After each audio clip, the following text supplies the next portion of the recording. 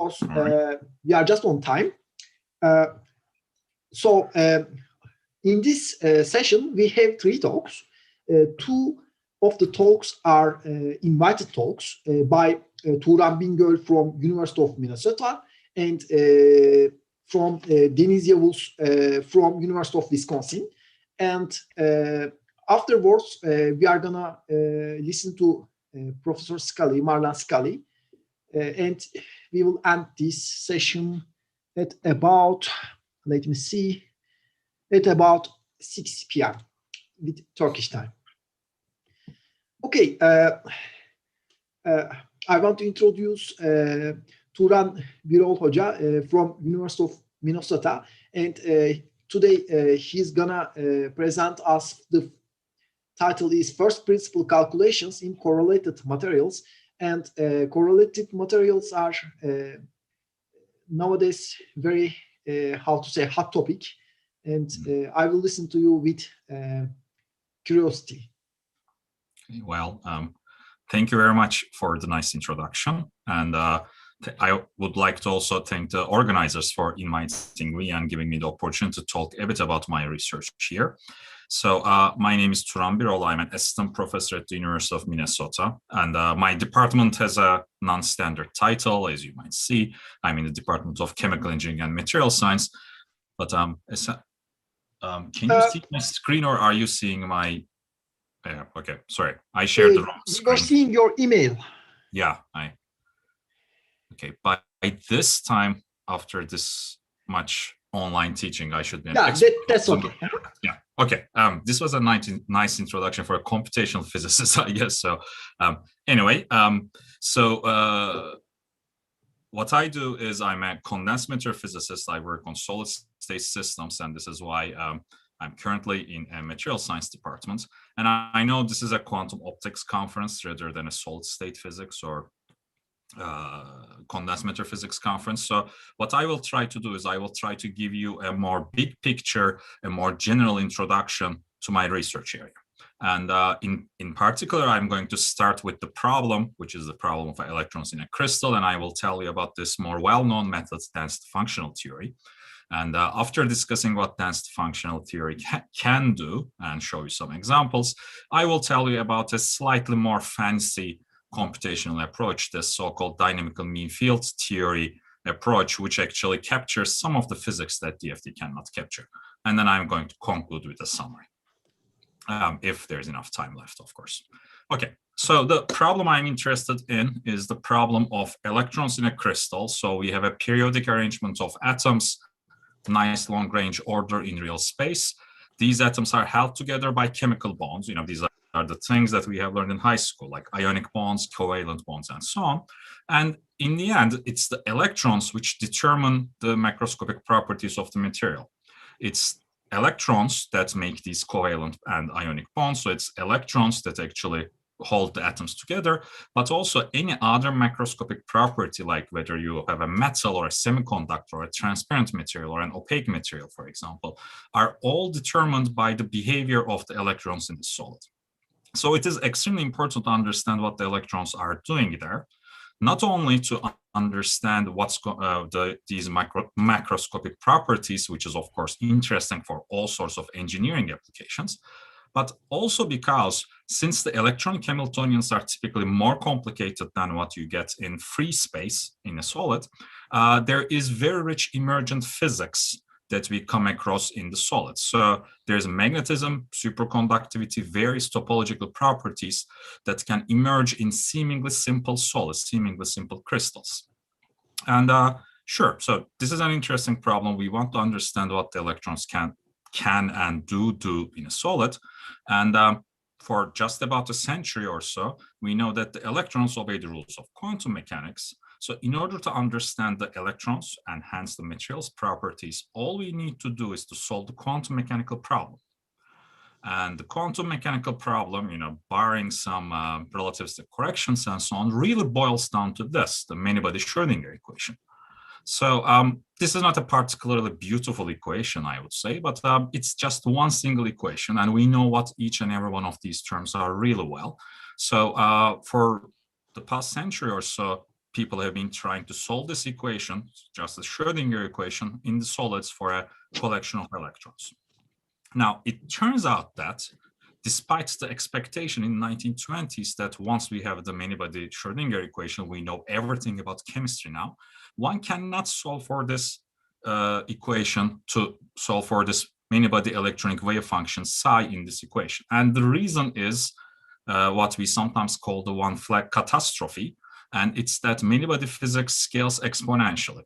So both the computation time to get an answer to this equation numerically increases exponentially, but also if you consider this electronic wave function, for n electrons, this is a complex function of 3n variables, and you can make a back of the envelope estimate and see that even for a simple molecule, like just say a water molecule with 18 electrons, the electronic wave function becomes too large to store in a classical computer unless you do some big approximations or use a smart trick.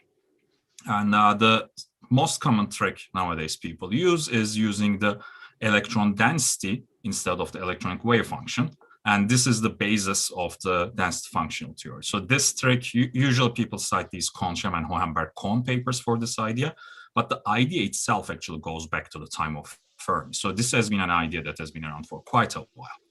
So I'm not going to give you the full derivation of the density functional theory and the Kohn-Sham formalism, but the basic idea is that instead of the electronic wave function, you use the electronic density as the fundamental variable, and you map the system to an auxiliary system, the so-called Kohn-Sham system, Kohn-Sham Hamiltonian, and show that the properties of the Kohn-Sham system and the Kohn-Sham quasiparticles do correspond to certain properties of the real electronic system and the properties of the real electrons in your system. Now, the advantage of this approach is that this auxiliary Hamiltonian, the Kohn-Sham Hamiltonian, is a non-interacting Hamiltonian, in the sense that the electron-electron interaction is not explicitly there in the Hamiltonian, so that you can actually solve for the wave functions of the electrons one by one. So the entanglement is not as much of an issue. And the cost you pay is that, one, this approach is valid only for the ground state properties, which is still great, which is still good for most things that we're interested in.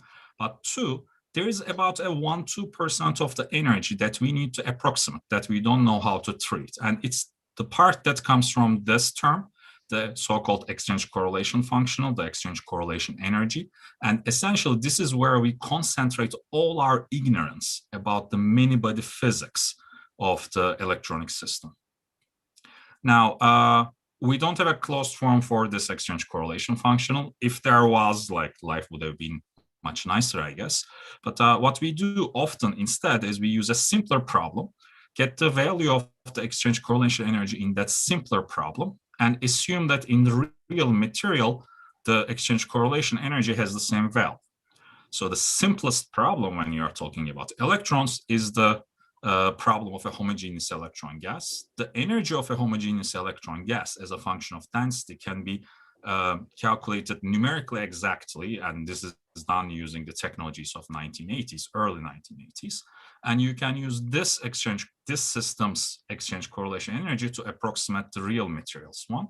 This gives you the well-known LDA, the local density approximation.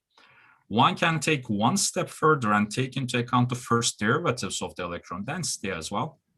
And this gives rise to the so-called generalized gradient approximations. So these GGAs, generalized gradient approximations, do lead to some quantitative corrections. And there are people who dedicate their lives in finding better GGAs, and I appreciate all these efforts. But at a conceptual level, this is just a quantitative correction. This doesn't lead to a qualitative change in most cases compared to LDA. But if you want a real change, then you can use a more complicated model like Anderson impurity model to approach this exchange correlation problem. And I will come back to this in the second half of the talk. Okay, now I will show you two examples of what DFT can do. And say the first example that I like, because I worked a lot on this back in my PhD, is the problem of ferroelectricity.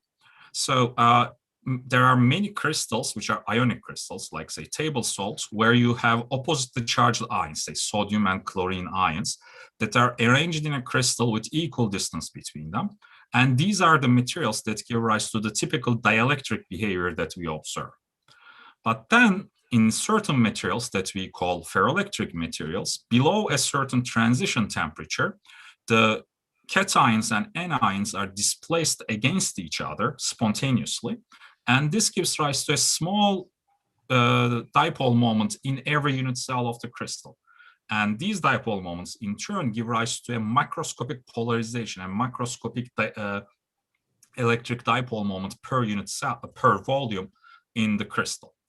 Now, if you consider the Landau free energy, a dielectric looks like this. So there is a single parabola with the minimum of the free energy at zero polarization. But in a ferroelectric, instead, you have this double well potential, and the system spontaneously at low temperature goes down to one of the two minima at a non-zero value of polarization. Now, ferroelectricity is interesting for various applications that I'm not getting into. You can imagine that you can, yes, build a memory element using this. So there is something called a ferroelectric random access memory, for example. But also in terms of the phase transitions, these are interesting systems to study because, well, they usually obey mean field really well due to the long-range nature of the Coulomb interaction, but also the symmetry of the materials can be really rich. So this ferroelectricity is ferroelectricity provides a nice playground to play with, different types of free energy expressions. So in a real material, of course, we don't have just one-dimensional materials like the one I showed you. We need to take into account a three-dimensional displacement pattern of all the atoms. So, for example, barium titanate, what I show here is a prototypical ferroelectric where, say, the bariums are more or less stationary, but titanium and oxygens are displaced against each other to create this polarization. And this type of displacement is what you would call a phonon displacement in undergraduate solid state physics. And the basic idea of these double well in a ferroelectric and a single well in a dielectric is also valid in this case in 3 dimensions, except that the horizontal axis now would not be just the polarization, but also this amplitude of this displacement, the amplitude of this phonon mode. So in a ferroelectric, you would see this double well potential. Now, one of the early successes of DFT, and when I say early, I'm talking about early 1990s, so that says something about my age, I guess. But one of the early successes of DFT was to actually reproduce these double well potentials for the first time. So this is a Nature paper from 1992. This is something now a PhD student can learn how to do in a few months. In lead titanate and barium titanate, 2 well-studied ferroelectrics under different boundary conditions, Rand-Cohen had shown this double well potential and showed that these first principles metals, these metals like DFT, which start from the Schrödinger equation without any fitting parameters to experiment, can really reproduce ferroelectric properties of materials. Now, what I had done in this field back in, this is last decade, 2011, was to study the ferroelectric properties of a new class of materials. So strontium titanate is a very well-studied perovskite. So it has this crystal structure with alternate strontium oxide and titanium dioxide layers. And one can imagine building other types of layered perovskites by adding a double SRO layer into the crystal structure. So this gives rise to the so-called Rhodosson-Popper series with this chemical formula with different values of N. Now, we got into this problem right around the time that experimentalists figure out how to grow these types of structures for essentially any value of N that's not too large. And people were interested in whether these materials will become ferroelectric or not, what happens when you grow them on different substrates, and so on.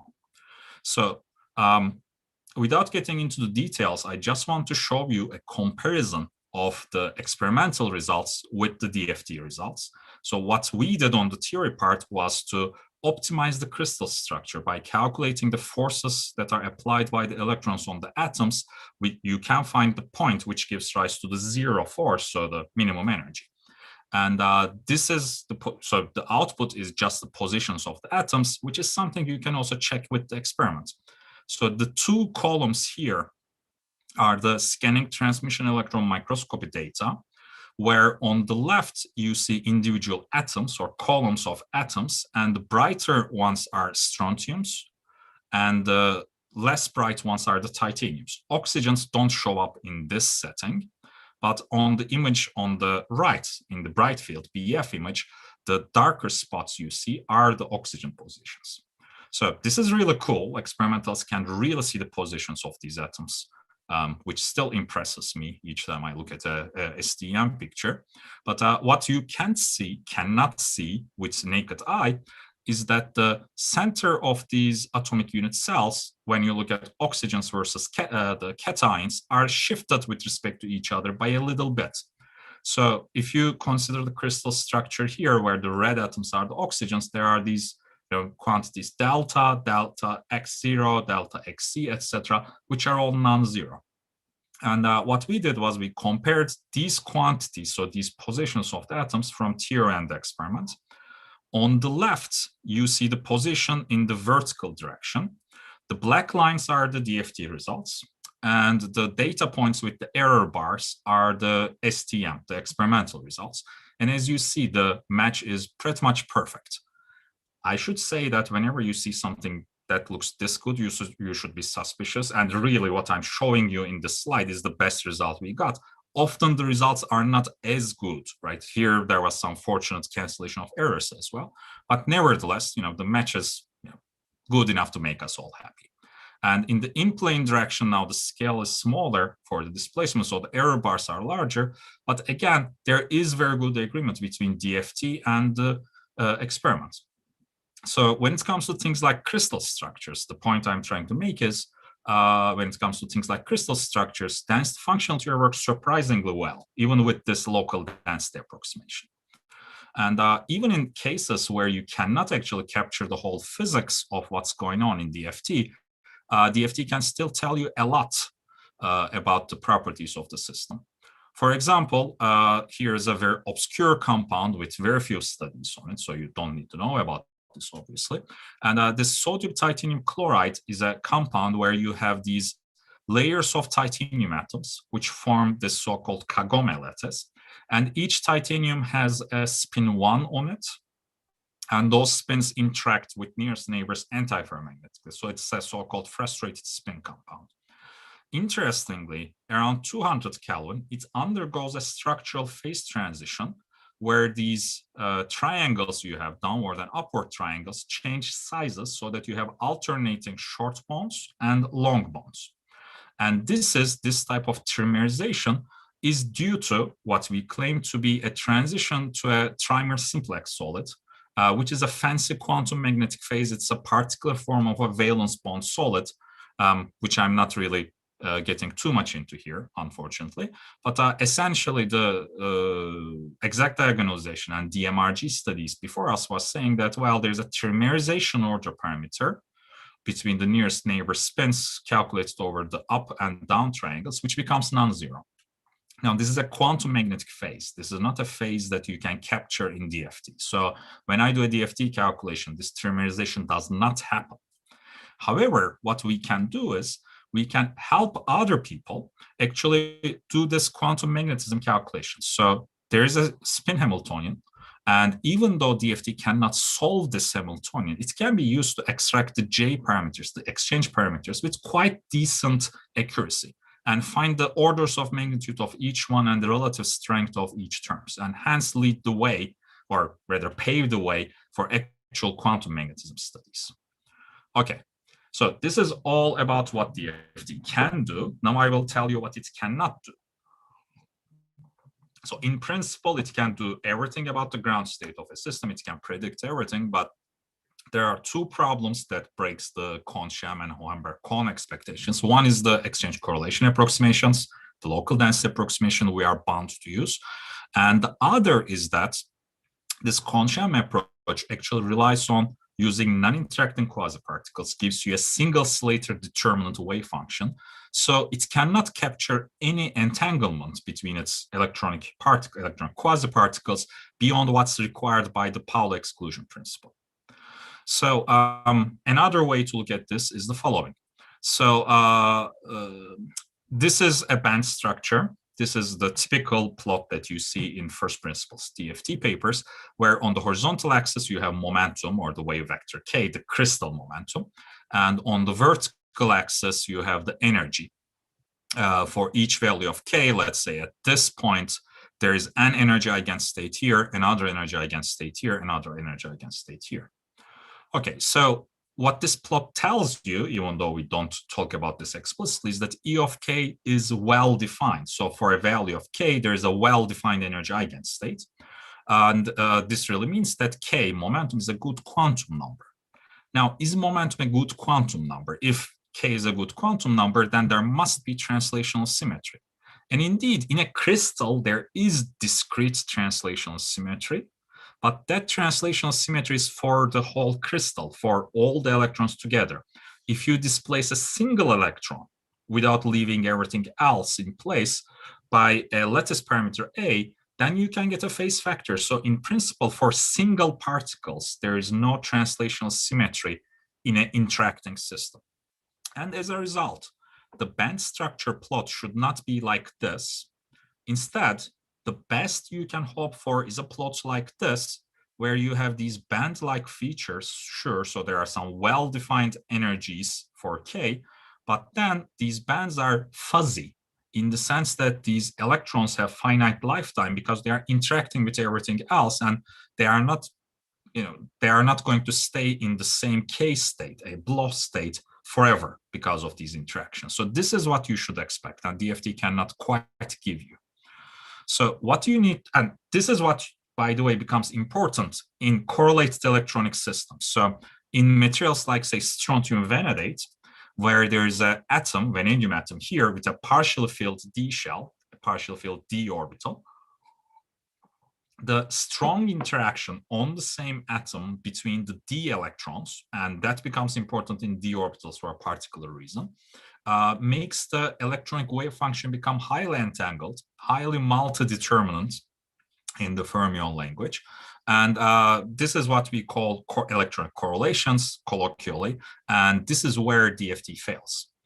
So in order to approach a system like this, you need to switch to a Green's function formalism and introduce a complex self-energy, sigma here, where the real part will renormalize the DFT energies, E of k, and the imaginary part of this sigma will bring in a finite lifetime, will bring in the fuzziness in the plot.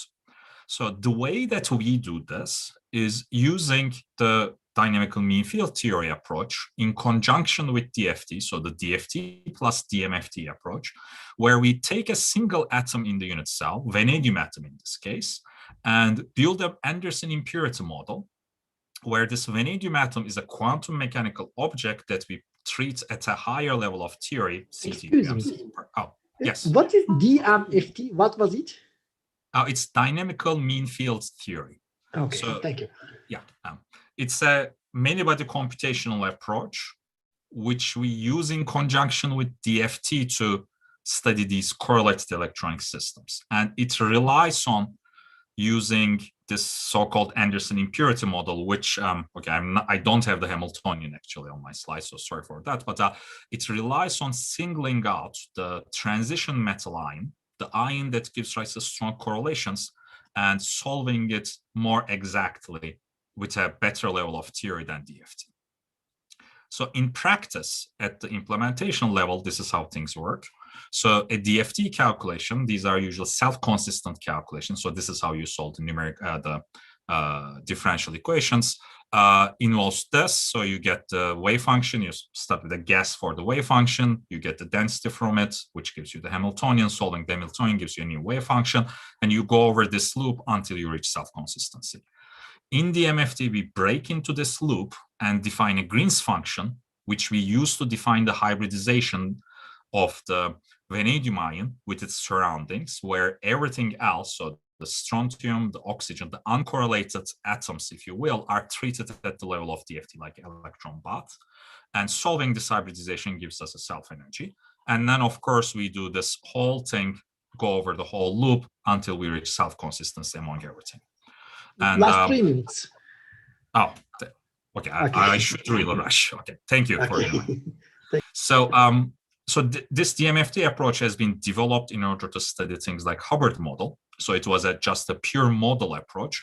But in the recent years, technical developments in the last decade or so made it possible to use it in conjunction with DFT and use DFT plus DMFT in real systems like strontium vanadate. Okay, well, I have a sad face here because this little short arrow here takes about 3 orders of magnitude more computer time than everything else in this loop. But nowadays, it's not beyond the capability of modern computers. Okay, so this is what you get from DFT plus DMFT. So from DFT on the left and DFT plus DMFT on the right for strontium vanadate, this perovskite. So the band structure in DFT is well defined. There are these perfectly sharp bands, as I said, whereas in DMFT, there are 2 things that are different. One, there's a finite lifetime of these bands, so things become fuzzy. And if this was a more correlated material like a Mott insulator, then you wouldn't even see the bands, you would just see a cloud of electronic states. But the other thing that's different is the width of these bands are different. In DMFT, you end up with bands that are just about half as wide as they are in DFT in this particular system. The ratio we denote by Z, this is the quasi-particle residue. And when you compare this with the experiment, 2 things are apparent. One, okay, if you are an expert in this field, I guess I should say that the Fermi liquid approach is still valid because the imaginary part of the self-energy goes to 0 right at the Fermi level. So right at the Fermi level, things are perfectly sharp. But when you compare with the experiment like ARPES, angular result photoemission, photoelectron experiment, then the bandwidth of DMFT matches much better than that of DFT. So here the green line is DFT. This is from an earlier work of someone else, whereas the background is ARPES, what you see in the experiment. And as you see, the ARPES data is just half as wide as the what DFT predicts, so in line with the DMFT. Now, the reason that this happens is that the effective mass, which is related to the inverse second curvature of the band energies in DFT, which I denote as M band, is different from what you get in DMFT by a factor of Z. This Z is the quasi-particle weight or quasi-particle residue, and you can expand it to first order in terms of the self-energy, electronic self-energy, which is by definition 0 in DFT. So we find a Z of 0.55, so we find wider band, narrower bands. So electrons behave just like twice as heavy in DMFT compared to DFT. I'm almost over time, but this is my last slide, I promise. So you might say that, well, this is just a simple quantitative correction in the case of strontium vanadate, but it turns out that this makes a big difference for a particular application. Now, the plasma frequency of metals, so this is the frequency of the collective oscillations of electrons, is very important for optical properties because up to the plasma frequency, metals reflect all electromagnetic radiation that's incident on them. So the reason that aluminum looks like gray and reflects all the light that you shine on it is that it has a plasma frequency well above the visible spectrum. Now, if you believe DFT, the plasma frequency of strontium vanadate is 1.7 electron volts. So it should be a red solid. It should reflect all red light. But if you take into account this Z, this quasi-particle weight as well, since the electrons behave more heavily, this plasma frequency goes down. It becomes harder to oscillate them.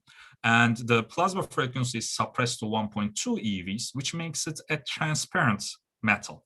So it reflects infrared light, but not visible light. And it turns out that these transparent conductors are very exciting for engineers. So you can see, electrical engineers mouth water when you talk about a transparent metal, because for various applications, we need good conductors of electricity that are also transparent to visible light. And experiments really confirm this prediction that the plasma edge of strontium vanadate is at around 1.2, 1.3 EV, and you can really see through it to a great extent. And what you see here is the substrate. You don't even see the film on typical screens. Okay, I guess I'm over time, so this is where I'm going to leave you with my summary. If you're interested in these types of calculations, these types of methods, there are many different review articles out there, but we have a recent one that was really aimed at non-experts in the field, so I'm leaving the reference here. Oh, okay, this is the wrong reference, but there's another paper that cites this one. So you can email me and I can send you the reference. Okay, thank you very much for your attention. Actually, we thank you very much, Turan Hocam. If there's not any question from the audience, I would like to kindly ask a question. And it Sure. seems that no question. I have a question, if I may. Okay, please. Yeah, thank you for the talk. In quantum computing community, especially over the last years or so, there has been a lot of work on using tensor networks to sort of solve these many-body problems. Can you comment on the relative strengths of those and weaknesses compared to density functional theory? Sure. I guess the main difference is the following. There are many methods which solve the problems, say, if you want to work on Hubbard model at the model level, in that, and DMFT was there, say, about 20 years ago too. So I give you a Hamiltonian with, say, 3 parameters and people try to solve it. The strength of DFT plus DMFT now is DMFT has been interfaced with DFT to work on actual materials. So when I do a calculation, I don't say, well, I have a Hubbard model with this many orbitals with, these parameters. Instead, I say, these are the atoms I have, this is the crystal structure I have, and the result I get is a result for that specific material. As far as I understand, things like tensor networks did not make it to this stage yet, so they are not first principles. But I'm pretty sure, given enough time, like in 10 years or so, they will reach there too. So in the models, DMFT, dynamical mean field theory, captures everything that is local to a site. So that's local in space. And it's relatively cheap compared to these other approaches. But things like tensor networks are better in capturing non-local correlations. So in a way, depending on the problem, each method, even just at the model level, have their own strengths, and computational cost being one of them. Thank you. Thank you. Actually, I have a question. Okay, I will behave like a doctor, and I will ask if I can, heal my patients using this, the new version of this DFT. Okay, will I be able to calculate entanglement using this approach between, for example, electrons or maybe some other things? Yeah, so some other things is tough. So in all the calculations I did, atoms are classical objects. They stay where they are happily, so they are not even vibrating. If you are interested in things like the electron-phonon coupling, so or even entanglement between them, one needs to modify these approaches. In terms of the electron-electron entanglement, sure, but there is okay, I shouldn't comment too much because I'm not quite an expert on those, but how entanglement works in solids in these many-body systems and so on is actually tough. Like the definitions are, well, this is a quantum optics conference, so I'm sure there are people who are more experts on this.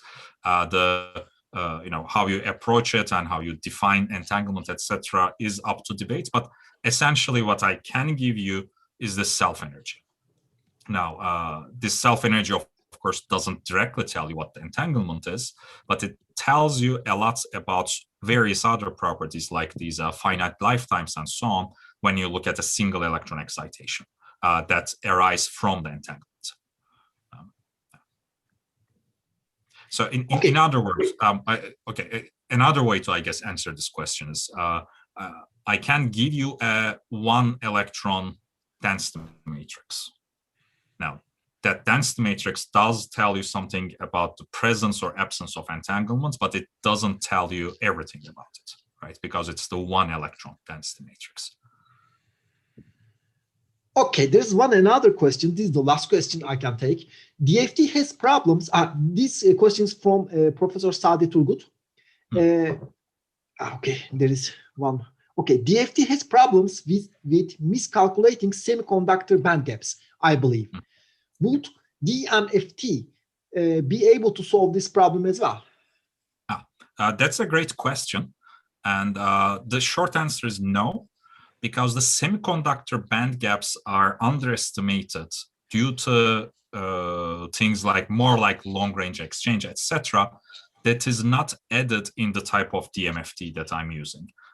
In transition metals, the multi-insulating phases are often predicted to be metals by DFT. So DMFT can correct that because that is due to the local physics on a single transition atom. But the semiconductor band gap problem would not be solved by DMFT. There are other approaches like GW or more HSE and so on, where people try to correct those band gaps. But DMFT would be the wrong tool for that. I told last question, but there's another interesting question, so I would like to read it.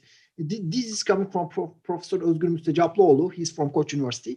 To which extent we can tune the transparency and this bandwidth, say by using external fields to generate strain on the bonds to tune their lengths? That's a great question. So we spent more than a year, and that's actually the main point of this wrong reference I cite in the end, trying to do exactly that. It turns out that in strontium vanadate, due to, in a way, simplicity of the cubic crystal structure, strain does nothing. So strain, pressure, etc., doesn't change the plasma frequency and transparency as a result at all. Like, just negligible changes happen only. But we are still looking for other materials, perhaps layered materials or materials which have more complicated crystal structures, which would be more sensitive to strain, to do exactly that, to actually tune the optical properties using strain and other external knobs that we can use in the laboratory. So thank you. Yeah, our time is perhaps in a couple of years. Thank you very much. Thank you very much for your beautiful presentation, and I also thank the audience for the questions. The time is up, and we need to now we need to pass to another invited talk. The second invited talk is given by Professor Deniz Yavuz. He's from University of Wisconsin Medicine, and he's going to, the title of his talk is Atomic Metamaterials, Progresses and Challenges, another interesting talk.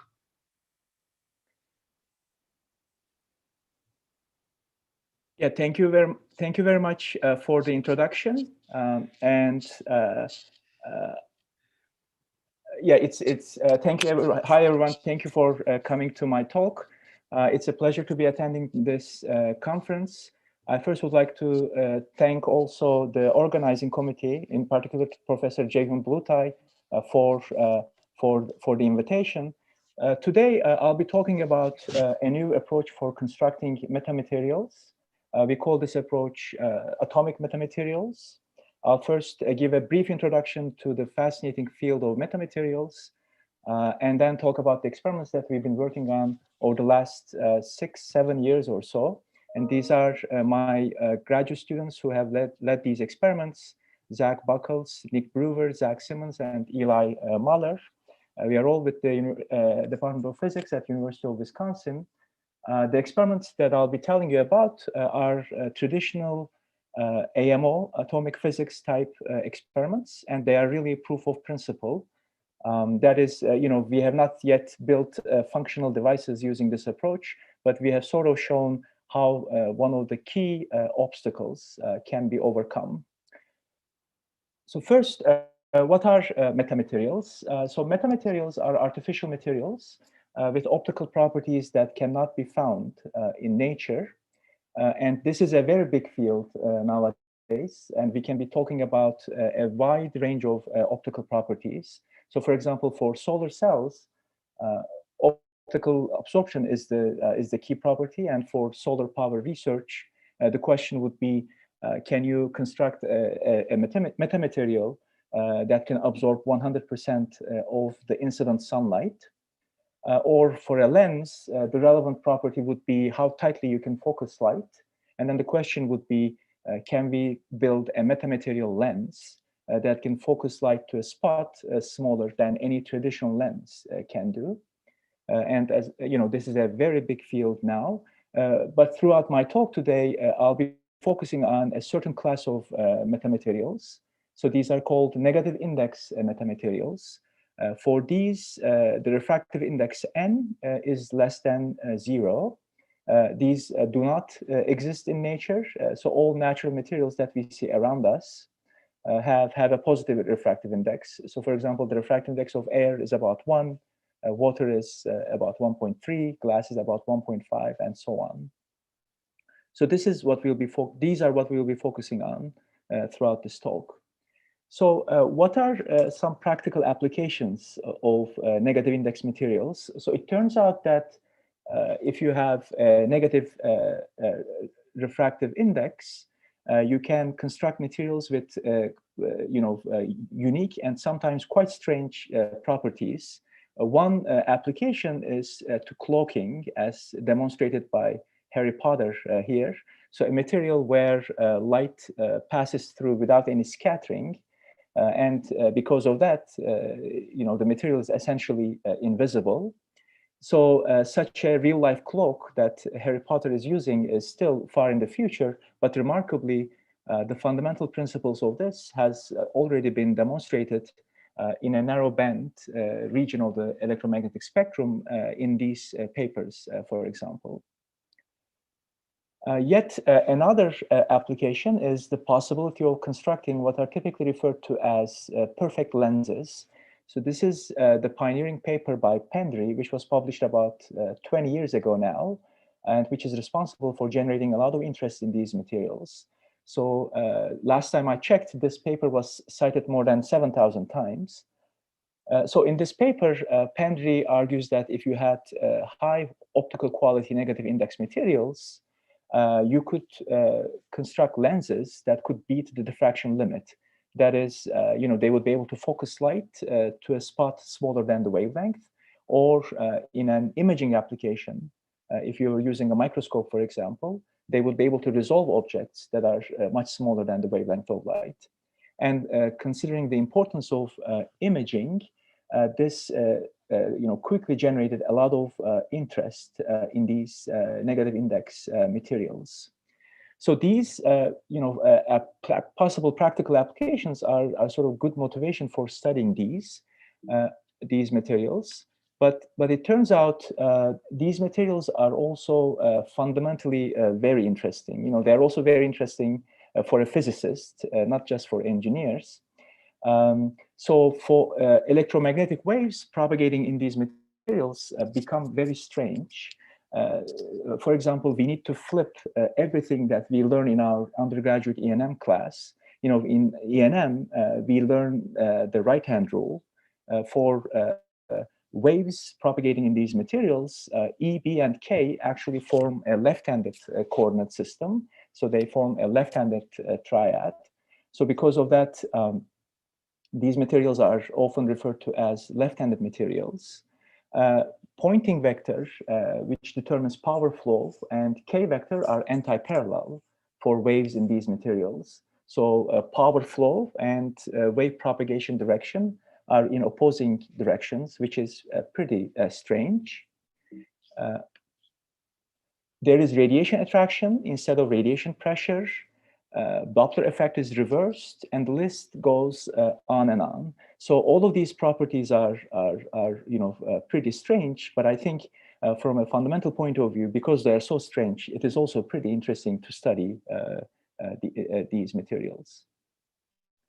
So how do we construct the material with a negative refractive index? It's now well understood that to get negative index, you need to modify both the permittivity and also the permeability of the material. So permittivity, epsilon, is a measure of how much the material responds to the electric field of light. And permeability, mu, is a measure of how much the material responds to the magnetic field of light. And to get negative index, you have to modify both epsilon and mu substantially. which means that the material has to interact strongly both with the electric field and also the magnetic field of light.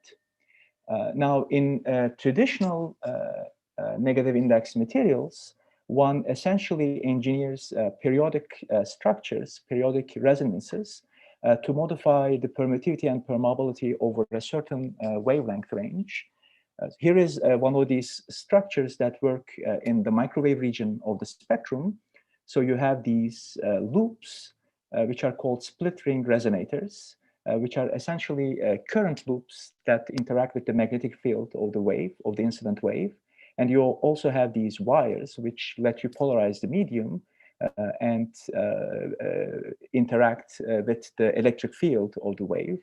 And you sort of choose the sizes of these loops and wires very carefully so that you modify epsilon and mu over the correct region of the electromagnetic spectrum.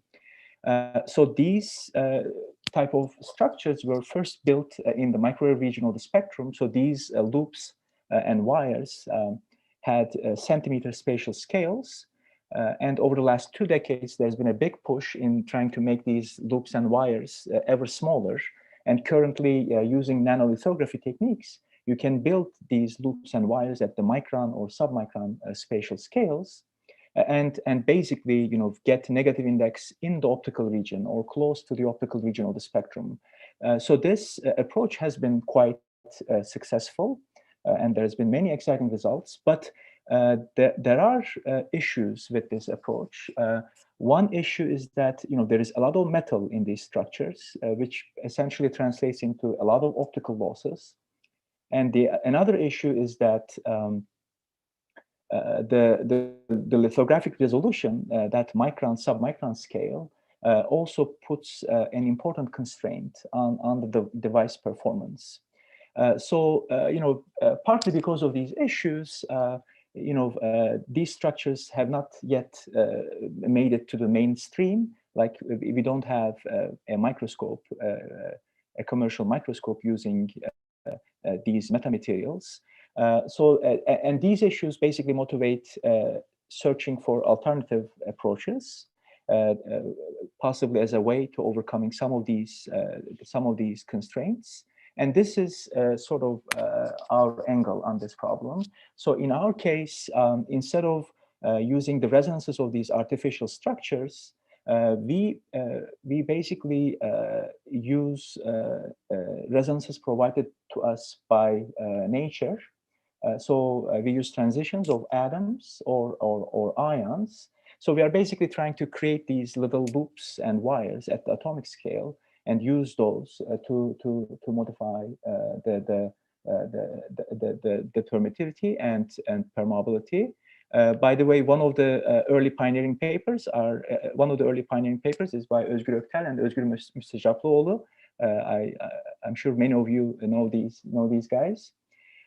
So in our recent experiments, specifically, we have been working with rare earth doped crystals, and we have been trying to use the transitions of the rare earth ion to modify the permeability. For reasons that I'm going to discuss in a few slides, our ion of choice is europium, and these experiments are performed in a liquid helium cryostat. And what you see here is europium doped crystal fluorescing when you shine green laser light on it. So it has this beautiful fluorescence in the orange. So now, why rare earth metals? Why europium specifically? So it is well understood that the key challenge for constructing, negative index materials in the optical region is the weakness of the magnetic response. So in the optical region, atoms interact very weakly with the magnetic field of light. And this is quite fundamental. It is directly related to constants of nature. Using pretty fundamental arguments, you can show that when light interacts with matter, the magnetic interaction strength is typically 5 orders of magnitude weaker than the electric interaction strength. And because of this, it's a well-known rule of optics that for almost any material, you set the permeability to be the permeability of free space, mu equals to mu naught. So when we started this project about 7 years ago, it seemed to us that this is sort of the first challenge that we need to address, because nobody had shown that you could modify the permeability using a naturally occurring transition in a solid. So this is where rare earth metals, lanthanides, come into play. Because to address this challenge, you need to go to a special system where a sort of interaction with the magnetic field is favored. So these are the lanthanides in the periodic table. So lanthanides are pretty special in a number of ways. Now they have an open F shell. So because of that, they have a very complicated electronic structure. And in this complicated electronic structure, there are these specific wavelengths where interaction of the ion with the electric field of light is forbidden due to quantum mechanical selection rules. And for these, at these specific wavelengths, instead, when the electron makes a transition, it does so by interacting with the magnetic field. And we call these magnetic dipole transitions. So lanthanides have a lot of these magnetic dipole transitions in the optical region.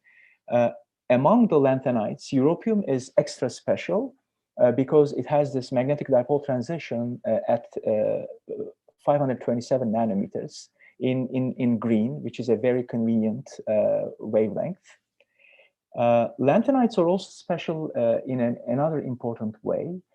Typically, when you dope a solid, the crystal environment is going to greatly perturb the electronic structure of the ion. But in lanthanides, the electronic shells are very close to the ionic core, and as a result, the electronic structure is very weakly perturbed by the crystal environment. This is critical because this sort of results in the fact that these special magnetic dipole transitions in the free ion remain magnetic dipole when you dope a crystal, even in the solid state form.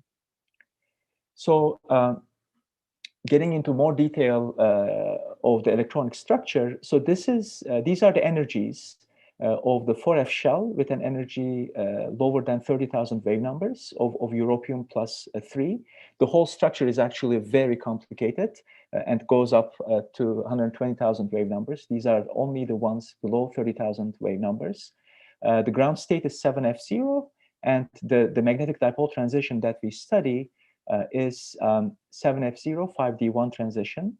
So this shown here with this green line. So we first sort of identified this transition using computer codes, but then realized that there were spectroscopic indications about the magnetic dipole nature of this transition dating many decades back. And more recently, there was this influential paper by the Novotny group that actually showed that when the electron makes a transition, it does so by interacting with the magnetic field of light and not with the electric field, which is critical. When the electron is here, the dominant decay channel is phonon-induced relaxation to 5D0. And then from here, there is fluorescence in the orange to all of these lower levels. So when you shine a green laser to this crystal and sort of look at the crystal from the side, this is typically what you see. You see this fluorescence in the orange. And here, the fluorescence is dying out simply because the laser beam is getting absorbed as it propagates further into the crystal. So this is the absorption of a weak green laser, as we scan its frequency through this resonance. We see an inhomogeneous broadened line width of 1.6 gigahertz. This is pretty small compared to many other solids, And this inhomogeneous broadening is basically due to variations in the crystal field and crystal strains. Now, a big question when we started these experiments was, what is the homogeneous line width? I'm not going to go into the details of this measurement, but we measured the homogeneous line width, the decay rate out of this state to be 4.8 kilohertz, which is amazingly narrow, considering that it is a solid state environment. And this is directly result of the fact that, the electronic structure basically remains pretty close to the ionic core and gets weakly perturbed by the crystal field. So this photograph basically shows how this experiment looks like in the lab. I think I have maybe 6-7 minutes or so. The rest of the talk is going to be a little bit technical. It's going Sorry, to... you have 9 minutes. 9 minutes? Yes. Okay, thanks, Emre. So, yeah, the rest of the talk is going to be a little bit technical, and it's going to be more for the experts. I'll basically be highlighting various experiments that we did in this system. We basically did sort of a number of linear and nonlinear optics experiments, which are pretty traditional to do using the electric field of light. But the novelty of these experiments is that we did these using the magnetic field of light in a solid. So the first one of the first experiments that I'm not going to talk about was verifying the magnetic dipole nature of the transition. So we did some spectroscopy experiments that clearly showed that when the electron made a transition, it indeed interacted with the magnetic field of light, which was a big relief. I lost a lot of sleep over that. And then the next question was, okay, now that we feel confident about the magnetic dipole nature, how much of a magnetic response are we getting, and how much can we modify the permeability? For that, we measured the magnetic dipole matrix element of this transition, of this 7F05 D1 transition. And to measure that, we did a Rabi flopping experiment. So this is a traditional atomic physics experiment. So you apply a pulse of varying duration, and then as you change the duration of the pulse, the population flops back and forth between the two levels. And the novelty here is that, again, it does so in our case as a result of the magnetic field of light. So these are various Rabi flopping experiments, and from the fit, we inferred that the magnetic dipole matrix element is about 6% of a Bohr magneton, which is close to what has been predicted by codes, but there is a little bit of a discrepancy. So there's about 30-40% discrepancy between the calculation and what we measured. And that discrepancy, we don't quite understand the reason for that at the moment. Now, in our magnetic dipole in Rabi flopping experiments,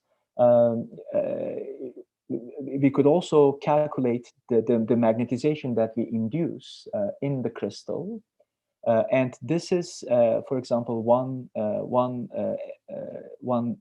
example for a specific Rabi flopping experiment, where we plot the inferred magnetization as a function of the duration of the Rabi pulse, and the magnetization reaches to about 10⁻³ amps per meter, and this actually is very close to magnetization that you achieve always whenever you build a little electronic circuit. If you have a loop with an area of a centimeter square and a current of a milliamp, you would get comparable magnetization. But in our case, though, the key is this is in the optical domain. So the frequency, basically the frequency of the oscillation here is the transition energy, which is 570 terahertz. Just corresponding to the frequency of that 527 nanometer green light. And as far as I know, this is the highest frequency response, magnetic response that's been observed. Now, further, some of the further experiments that we did required generating narrow resonances in this inhomogeneously broadened ensemble. For that, we did an ion class selection procedure. I will not be discussing the details of this procedure, but basically by using the hyperfine structure. So in my previous plots, I did not show you this hyperfine structure. There is a at a different energy scale, there is these hyperfine levels of 7F0 and also of 5D1, and using optical pumping and so of various different color lasers, you can essentially select sort of a narrow frequency band region of the ions and use those for your experiment. That allowed us to generate megahertz wide resonances in this system, as shown here. So this is once the ion class selection procedure is performed, this shows the transmission through the crystal as a functional frequency, and we can get these narrow resonances, which we can do now various sort of experiments that rely on such narrow resonances. So one experiment that we did was a light slowing experiment. So this is basically a modification of the group velocity of light. And this is a very well-known effect, but we did this again through the interaction with the magnetic field of light. So we were able to, so this is the incident pulse and the transmitted pulse. We were able to observe delays of about 120 nanosecond or so through the crystal. And when you convert that based on the known length of the crystal, basically the group velocity was reduced to about C/4 4000. And using those narrow resonances, we also observed electromagnetically induced transparency. So again, I will not go into this detailed discussion of this effect, but basically in that hyperfine structure, using a lambda scheme, you can generate coherence and then sort of reduce the absorption of an on-resonant beam, and this peak here is the reduced absorption. And the splitting is the splitting in the frequency domain is basically determined by the intensity of the coupling laser. And from this data, we can also infer how much we can modify the permeability, magnetic susceptibility in this system. And this sort of points out to the real challenge that we are facing right now. We can modify the permeability only at the level of 10 to the minus 5 or so. So we still have quite a bit of way to go in order to get a negative index. It's known that using chirality schemes, which I will not discuss. Dear Yavuz Hocam, one minute, last 1 minute. Yes, sorry. I'm almost done. Thank you. Thank you. Using chirality schemes, you basically need to modify this at the level of 10 to the minus 2 or so. So that is the real challenge going forward with the experiments. So the next steps would be to basically explore these experiments in crystals with higher doping concentration and so on. Now, another thing that we're excited about is this. So in my whole talk, I focused on the magnetic dipole response. So basically, these are the loop part of the problem, but we also have to combine it with the electric dipole response. Using computer codes, we have found that terbium looks very promising because it has this magnetic dipole transition at 282 nanometer and a close by electric dipole transition at 265 nanometer. So this is also one of the avenues that we'll start exploring pretty soon.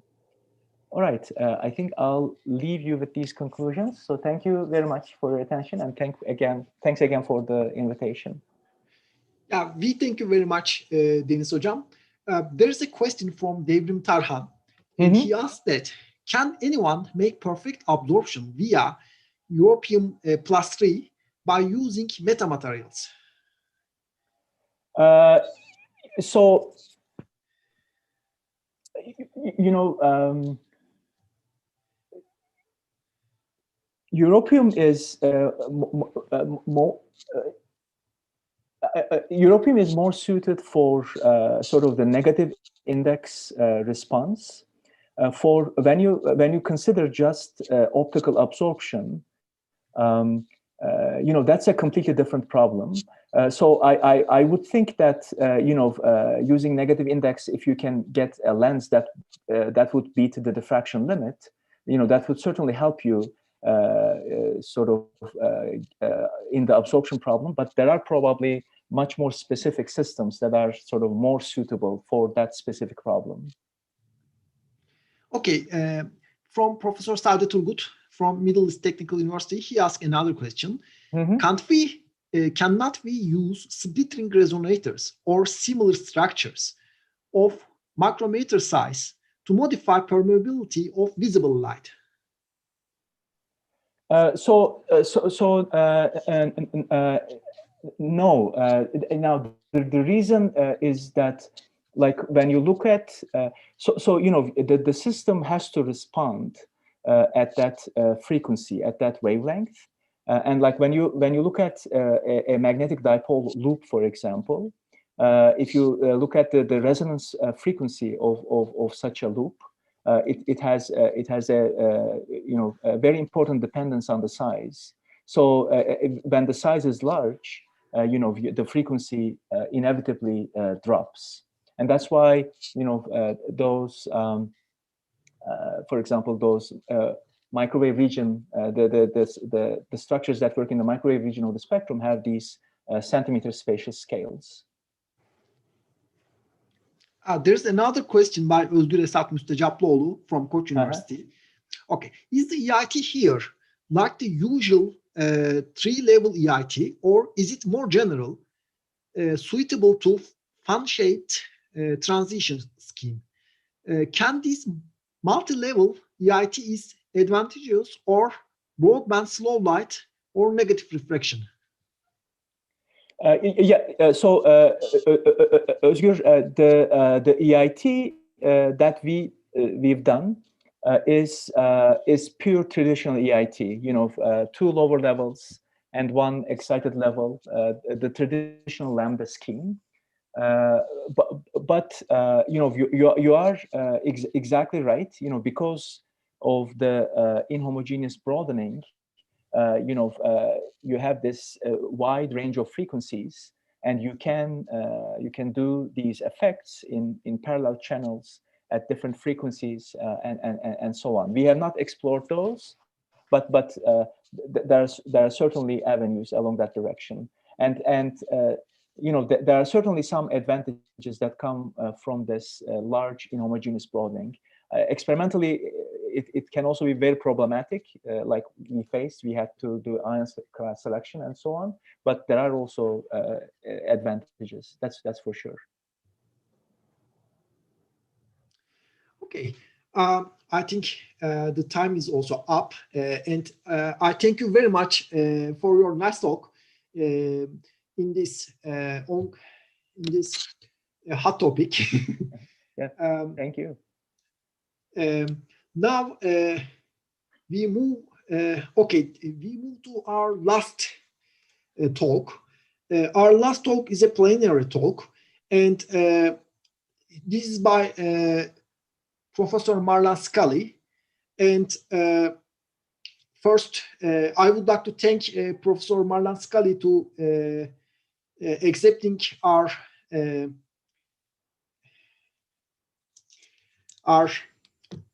Please, someone help me.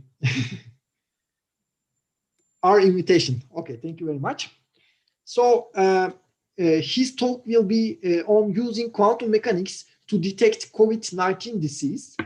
But before that, Professor Scully, before that, I prepared a introduction for you.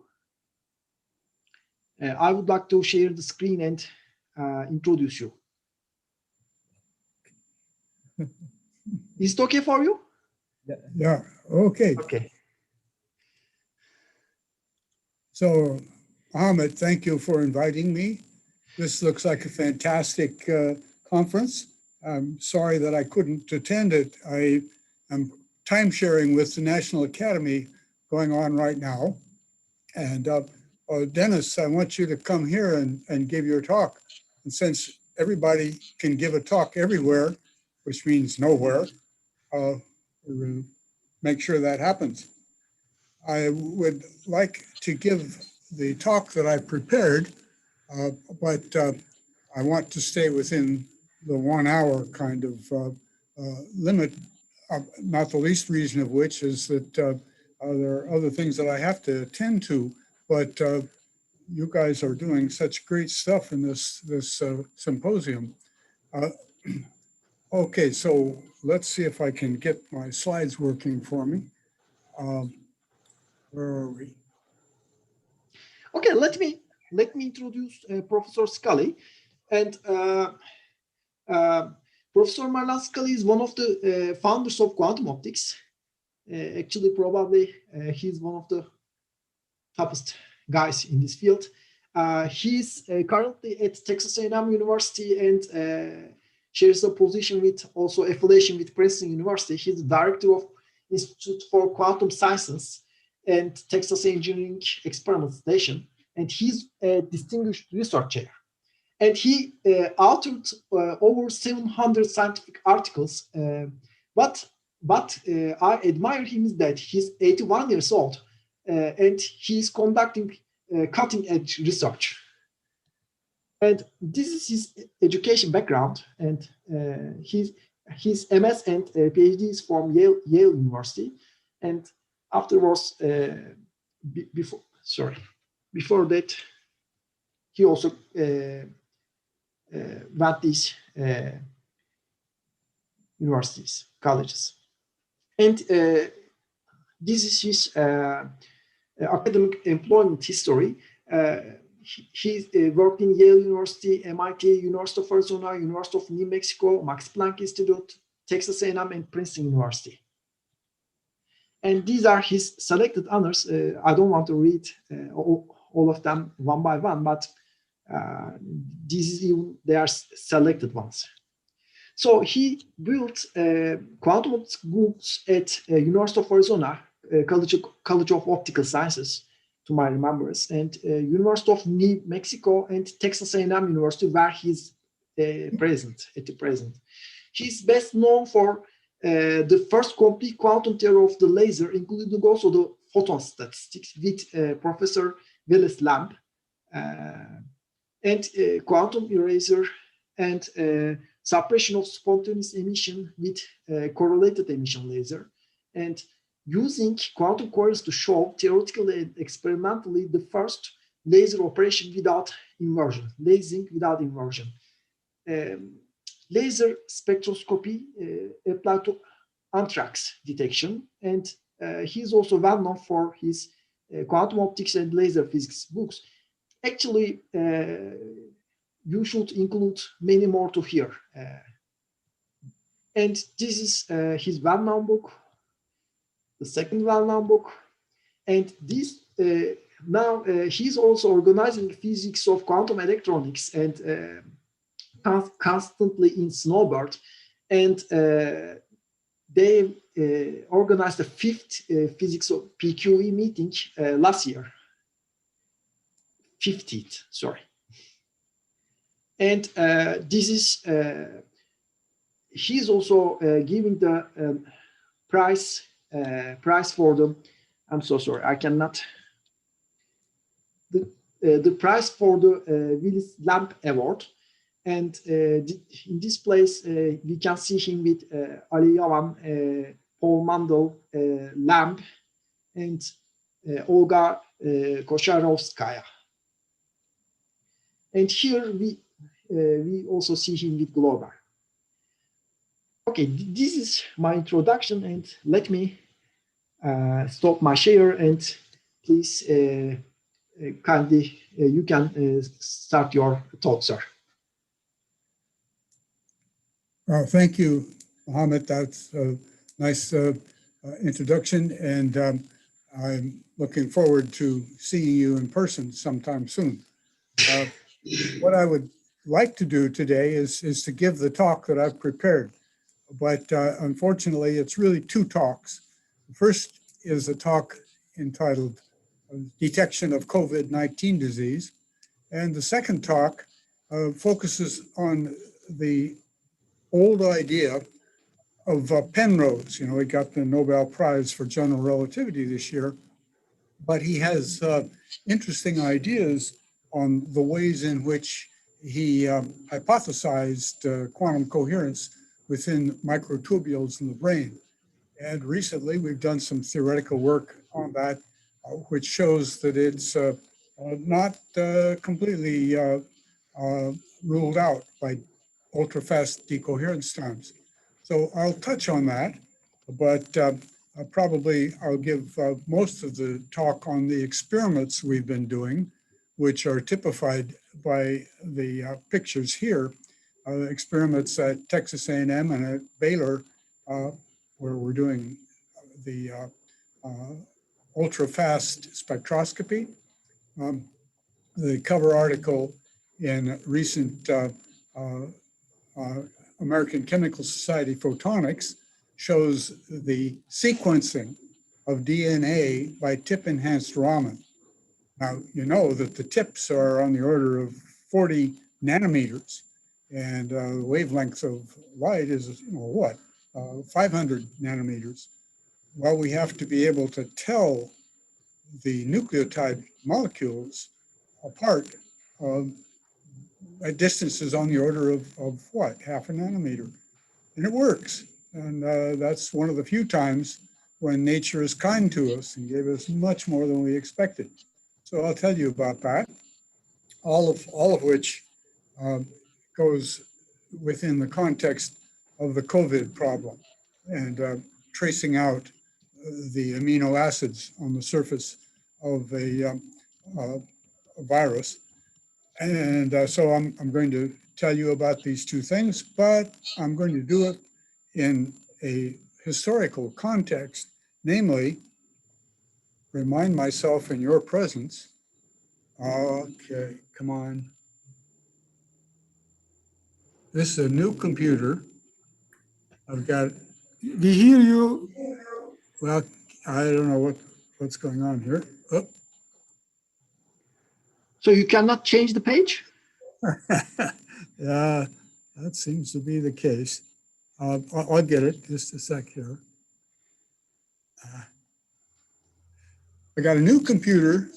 I lost my secretary, and we have a new president of the university. I'm dead meat. And this computer is looking. I'm sorry, let me just keep talking, but I'll call my computer, call the guy who owns this computer and get him in here to help us. The point being that I want to review the work that we did over the years in anthrax detection. You remember that the anthrax molecules were sought by many people using different techniques 20 years ago after the anthrax murders. Hello? Excuse me a sec.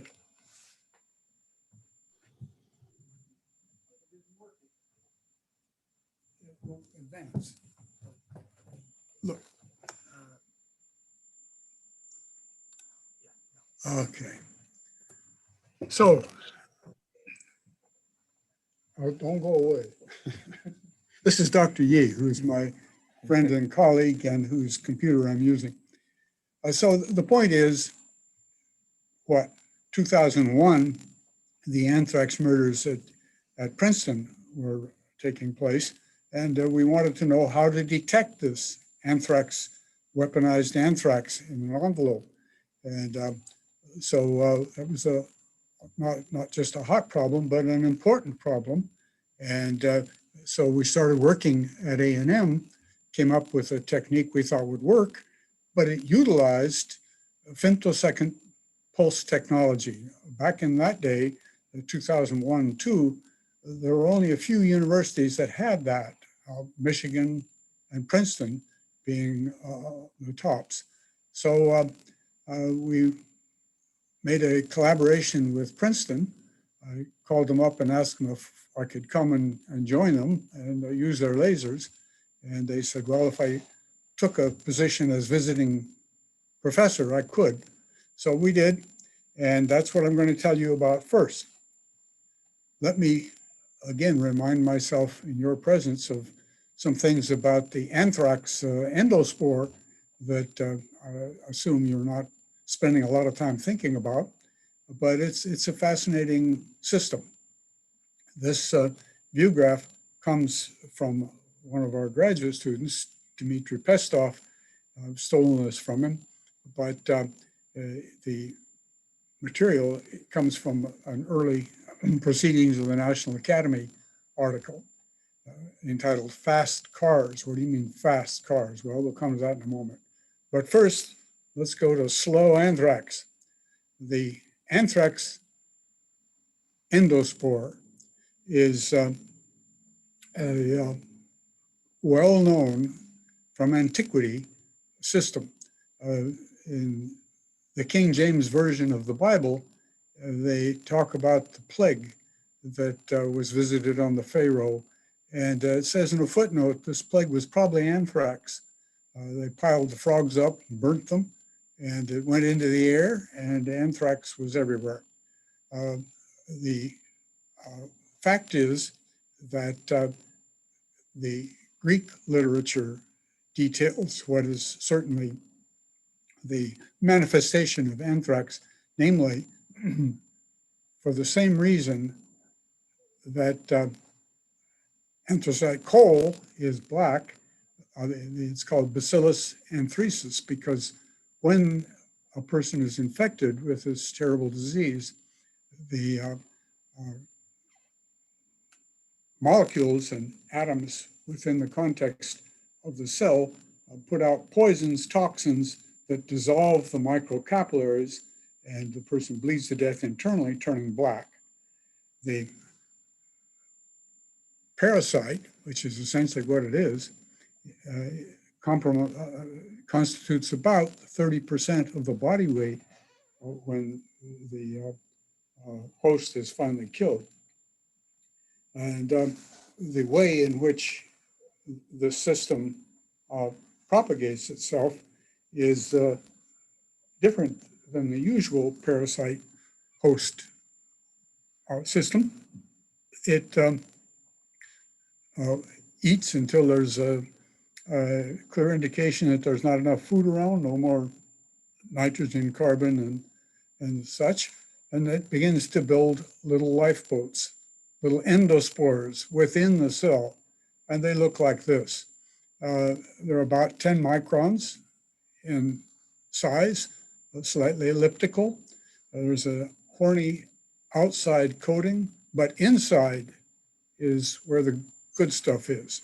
This is a salt, calcium dipicolinate, and it contains all the protein and the DNA necessary for an endospore to come back, infect a new host, and start multiplying.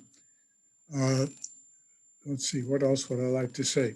Yeah, so this 17% by weight is calcium dipicolinate.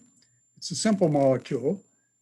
Think pyridine, which is of course just benzene with nitrogen replacing the carbon, and carboxylic acid out here at the side, COOH, two of them. You knock off the hydrogen, put on a calcium dipicolinate, and that's the salt that protects all of the ingredients, the protein and such, necessary for starting the new bacillus bacteria. Oh, so the way in which this is accomplished is of course known to everyone. An animal eats some dust around a century-old site and ingests these endospores. It takes about 10 to the 4 endospores for a lethal dose. If you get a few hundred, the body can fight it off. But 10 to the 4, which is what they weaponize these clumps to be in size, at 10 to the 4, the body can no longer fight off the toxins, and the spore wins out, unfortunately. Now,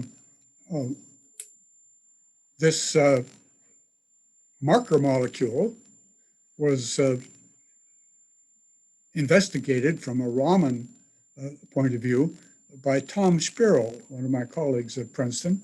And Tom, back in the 70s, was able to spot anthrax by looking with ordinary Raman techniques. But unfortunately, it takes about 5 minutes. Well, it takes some minutes for a signal to build up. Of course, we'll come to that in a moment, but the Raman signal is very weak. And so we were looking at the advisability of using coherent Raman, coherent anti-Stokes Raman. And that didn't quite work, but a variation does.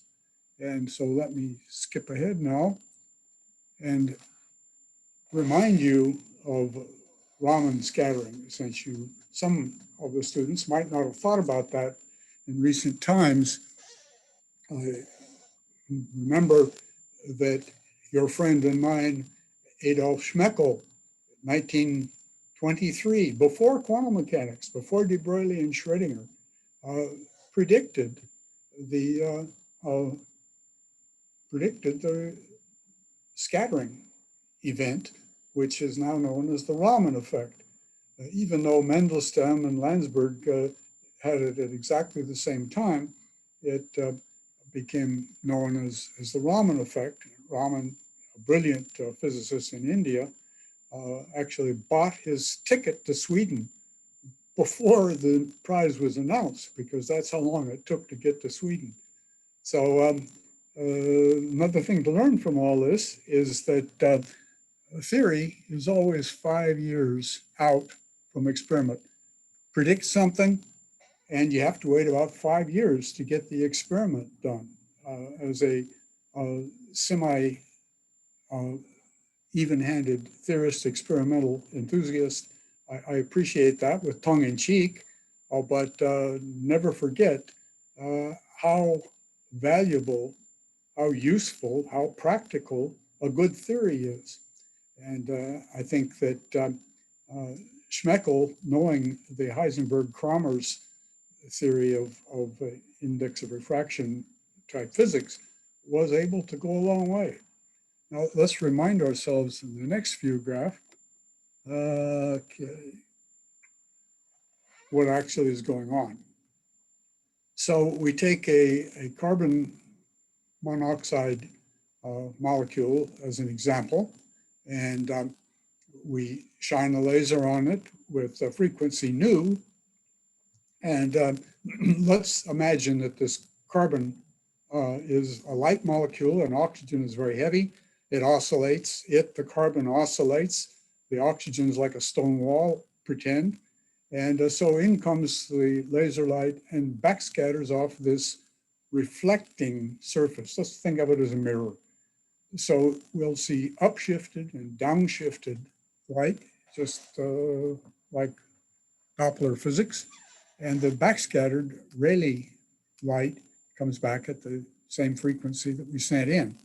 A very weak signal then at the downshifted Stokes frequency is observed, and anti-Stokes is in principle observed as well. Now, Stokes is the usual result of any Raman experiment. Anti-Stokes comes in a minute, but remember back in the 19th century, all light that was scattered was redshifted, all in quotes, 90%. And Stokes was one of the guys who really taught us a lot about that. But we want to go on now to see if we can do something which is more than just this spontaneous emission. In particular, let's skip ahead now to coherent Raman scattering. Over on the lower left-hand side, we depict ordinary Raman, okay? So the pump goes in and the detuned transition involves Stokes radiation when we go from the ground state to the first excited state of the harmonic oscillator constituting our molecular spacing. Here, I want to go through a little bit of back of the envelope calculation, and I want to think about the physics with you, because when I first started thinking about this anthrax problem 20 some years ago, I hadn't thought much about Raman, and it became clear that this weak signal, 1 photon of Stokes for every 10 to the 10 photons of pump, is not going to work. So one thinks about other things that we might do. And because we were working on lasing without inversion and electromagnetically induced transparency, slow light, in which coherence is involved, many atom coherence, I wondered if I couldn't use some kind of a coherence effect, not properly appreciating at that time that that's exactly what CARS is. I wondered if I couldn't use that. So I called up my friend Ron Shen, the guy who wrote a beautiful book on nonlinear optics. And I said, hey, Ron, how much of a payoff do I get for going to coherent Raman? And he said, look, you're the guy who works on all these coherence effects. You tell me. Excellent answer, because then I thought, oh, okay, I have a license to go spend time on this. Otherwise, I just go find the textbook. So here's how you think about it. Imagine, first of all, that we write the wave function for the molecule thought of as a simple harmonic oscillator with a mass determined by the carbon and the oxygen, fair enough. So let's write the nuclear wave function, that is to say the wave function which describes the position of these two atoms within the molecule, R being the spacing, as some probability amplitude B with a frequency term times the state vector wave function for the first excited state, Hermite polynomial H1, plus some probability amplitude for being in the ground state C, and the Gaussian Hermite wave function, and which again, capital R is the spacing between the two. So let's look at time t equals 0 with equal population in these two states. B and C is 1 over the square root of 2. So this is the probability amplitude characterizing the separation little r is capital R. And here is the same plot for the ground state. Add the two up at t equals 0, and you get the left-hand side preponderance, which is to say a compressed spring. Half a cycle later, when t is equal to pi divided by omega, you get a -1 multiplying this wave function, and you enhance the probability amplitude on the other side, so the spring is stretched. So you're seeing an oscillating molecule characterized in the usual way that we all know and love by such a coherent wave function. And that is, of course, characterized by off-diagonal elements of the density matrix between these two levels. Okay, so incoherent ordinary Raman, absorb a photon, and one time in 10 to the 10, you get a Stokes photon. Coherent Raman, you send in laser light between a green and a red, and it drives this ground state coherence dynamically. It's like as if you have some kind of infrared field driving this transition, but for various reasons, selection rules and quantum mechanics, it turns out that it's sometimes possible to set the molecular system in oscillation using Raman, and sometimes using just good old infrared absorption. But if you want to do Raman detection, then this is the right way to go. And this coherent oscillation between B and C is then followed by an absorption. Now, if I want to do anti-Stokes, I'm going to start here and have the pump photon taking me up to some high-lying virtual state, and then I decay back down to the ground state, bam, and I get a blue shifted photon. That's anti-Stokes. But let's talk about scissors. Let's talk about just coherent Stokes radiation, because that's easier to look at the mathematics on. So create the coherence. Take a pump now, which may or may not be the same as this laser, and send it in, drive up to some virtual state, and get a correlated Stokes photon out. And this is not stimulated emission. This is coherent, spontaneous scattering from one point of view, and I'll come to that in just a moment. But how to answer the question, what's the payoff? Give me a back of the envelope calculation, or tell me at least what calculations are worth looking at. So let's just sum over all the molecules with a phenomenological matrix element, capital G, characterizing, of course, this process, and creating the, making this transition with the matrix element involving the usual Lorentzian denominators and matrix element squared. So the operator, which takes me from C to B, is then associated with the annihilation of a pump, the creation of a Stokes, and a phase matching term known to all of us these days. So how do you do a back of the envelope calculation quickly? Heisenberg picture. Put in the Hamiltonian we just looked at, calculate the operator corresponding to the Stokes field, assume a short pulse, and just multiply by tau, and you've got what you want. You've got the operator at time tau. Let's use that to calculate the number of Stokes photons. Put it in, square it up, A dagger A, do a little arithmetic, sum over the molecules, and lo and behold, you get two terms. A spontaneous term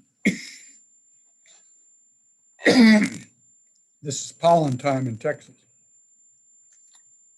Not COVID time.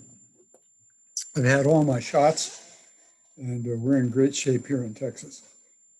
Spontaneous, incoherent, one molecule, one atom physics, one photon 10 to the 10. Cooperative, many atom, coherent in a many atom sense, in an entanglement sense, as you'll see in a second.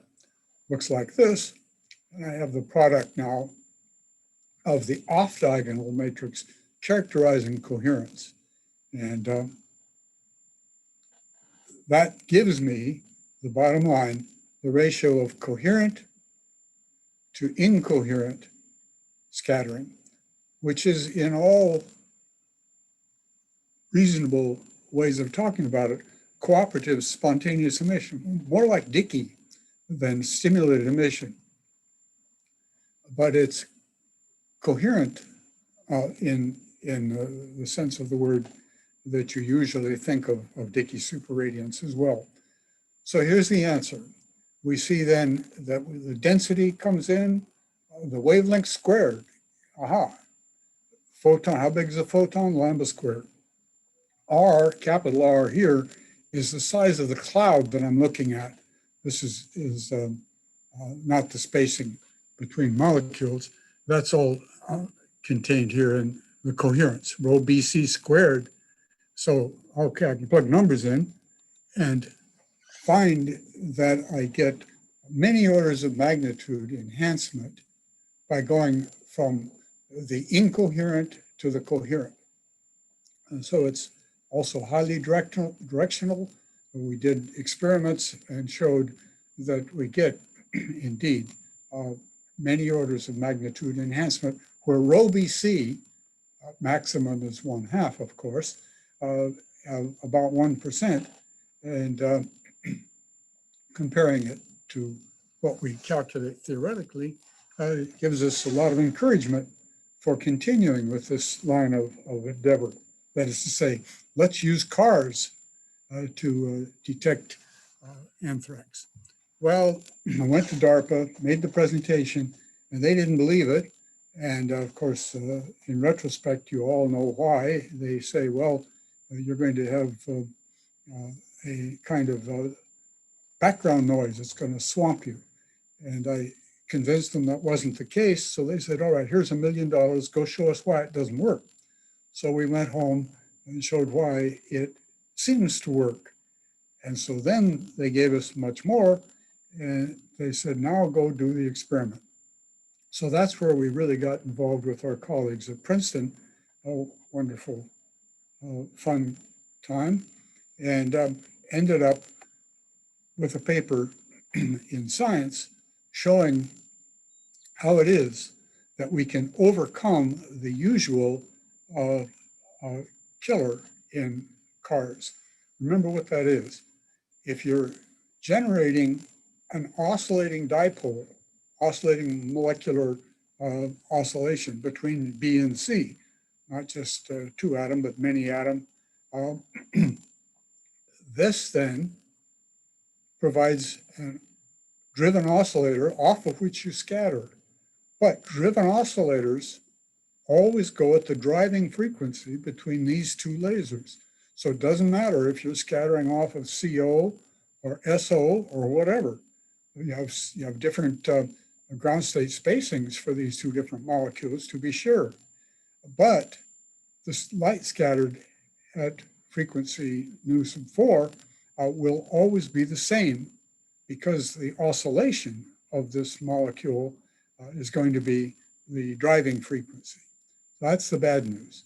The good news is we can get away from that by doing fast cars. And let's not go there. Let's just say, suppose you start this oscillation.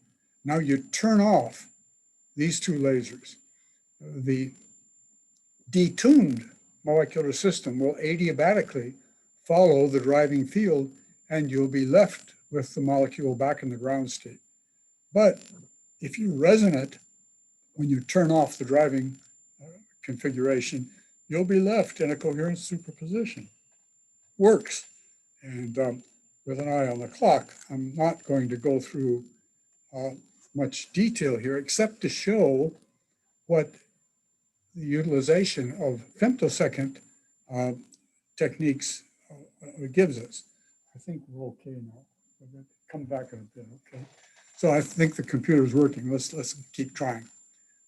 So ordinary cars, right, would give you a signal like this in our experiments. And we're looking at calcium dipicolinate, 17 more or less atoms, fairly simple structure. And if you look at driving frequencies on the order of 730, you get this. If you go 722, you get something that's kind of a mess, but still discernible from that.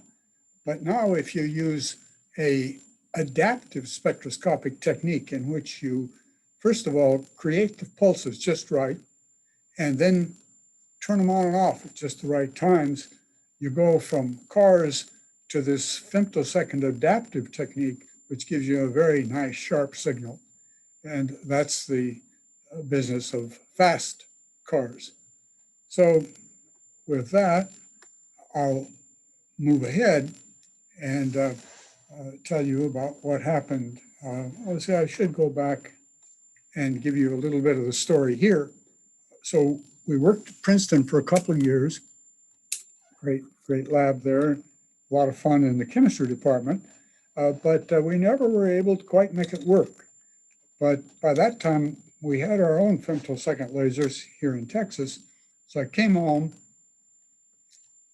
teamed up with Alexei Sokolov and a few others, and we had it in short order.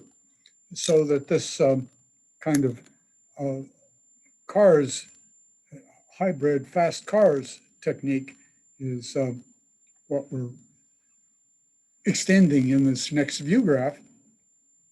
We began looking at other ways to enhance the Raman signal. And one very popular way of enhancing Raman scattering is by using surface enhanced Raman. You remember that if you look at certain features on the surface, you have roughness and you can get a kind of focusing of the laser field. You also get some enhanced molecular sensitivity because of the matrix elements being enhanced. And so that is surface enhanced Raman, a wonderful technique that's been around for some years. Well, what we started wondering is how about using surface enhanced Raman with cars? And for various reasons, you might not think that would be a good idea, but it turns out to be a good idea. And we were able to get many orders of magnitude enhanced signal over the surface enhancement, okay? And we were happy about that. There was a nice review article that came out some 5 years ago in which they talked about using, they talked about this result of Sokolov and coworkers, and they noted that you get an enhancement which provides astonishing sensitivity. And it does, and this is the article to look at. But now, moving on, we come to the anthrax business made into a problem identifying the COVID-19 virus. A much more challenging problem, of course. A virus bacteria is micron size, 10 microns. A virus is maybe 10 nanometers. Here in this picture, this virus is the virus that is associated with bacterial phage studies.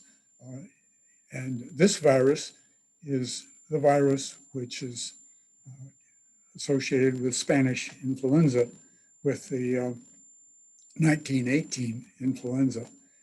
So what we're doing here with Volker Decker from Jena, who spends his time sharing between A&M and Germany, and he, my bright young colleague who's working with us on this and other things, what we did was to do surface enhanced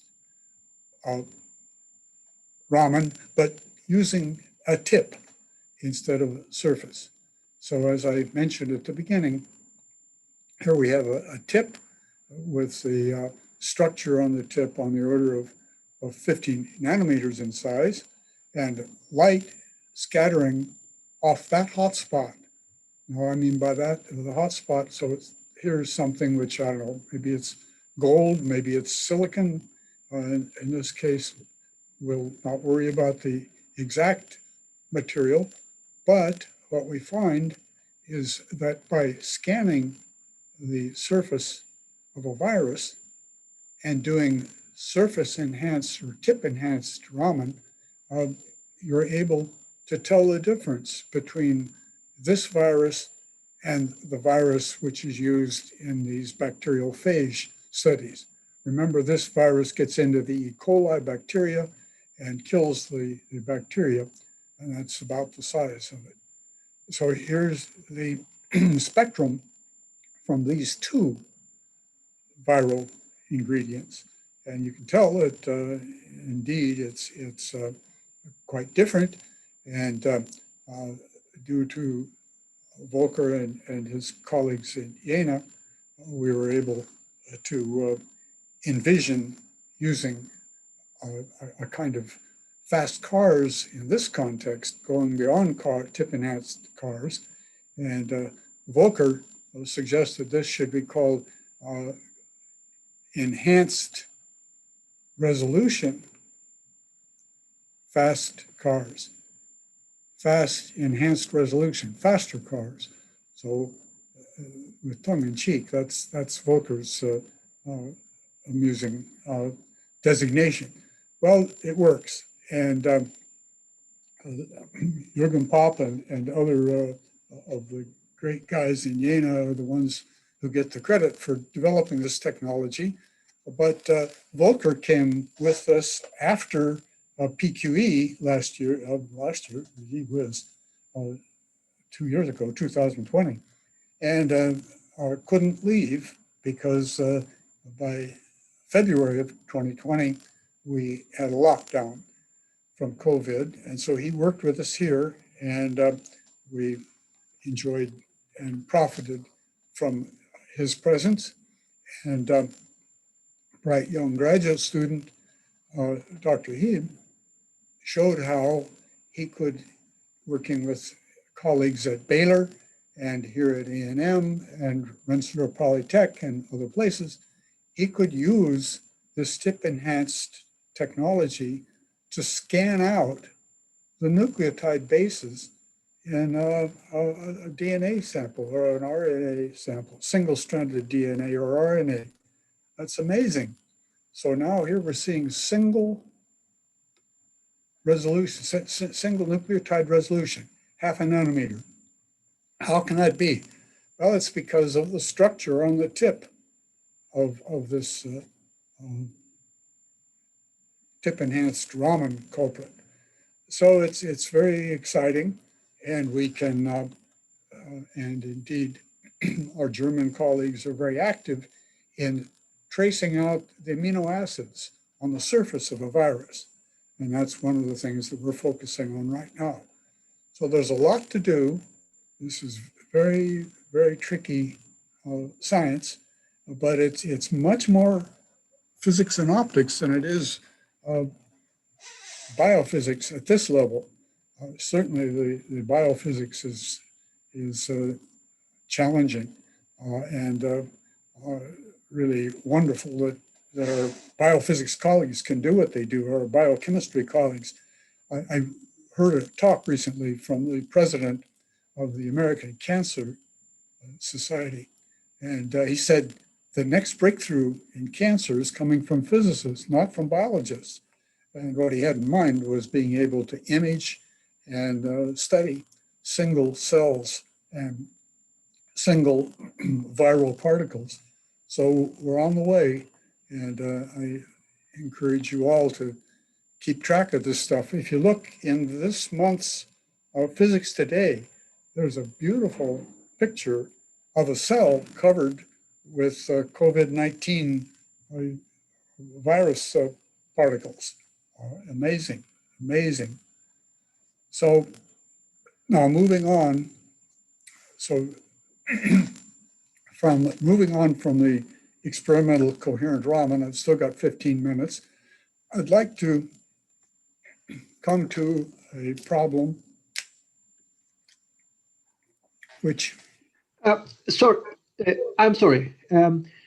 Actually, you don't have time limitation. Please go on, and please, if you need, please just rest your voice. Okay, can you say that again, please? I'm not hearing you very well. Are Okay, you hearing? you don't have any time limitation, and if you need, we can wait. So you can also rest your voice if you need. Okay, so is that better? No. If you need it, you can make your voice rest. So, and we can wait. So no problem for us. And I would like to kindly tell that you don't have any time limitation. Okay, thank you very much. My limitation comes from the other end. I've got an obligation here at the Academy meeting. So Okay. I got to talk with those guys. I'm really thrilled with your conference. It's great. I wish that I could be here the whole time. Why don't we do this? Let me go ahead and finish this presentation. Now I'm going to get Yi on board to answer any questions about the previous material. He's an expert on the previous material. He's not involved with this microtubule stuff. And so let me present this, and we'll continue in the discussion with my young colleagues filling in here. Is that okay? Yes, sir. Okay.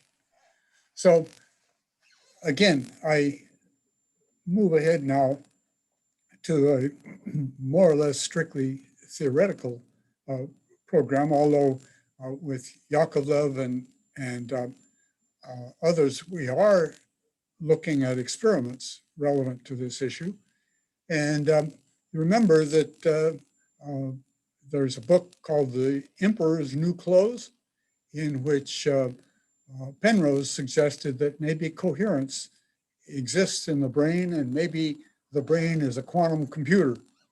Well, that is amusing, and it's an interesting thought, but come more to earth and ask a simpler question. Can I see coherence effects in the context of these microtubules? And that's what Agarwal, Merkimall, Anatoly Shvedzinski, and Vlad and I have been working on. Now, the idea of coherence in biological systems is an ancient concept. It goes back to Froelich.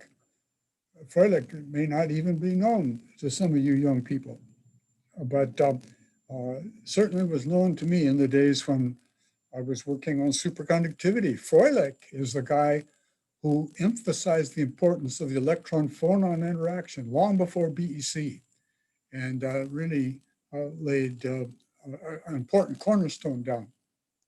Well, in about the same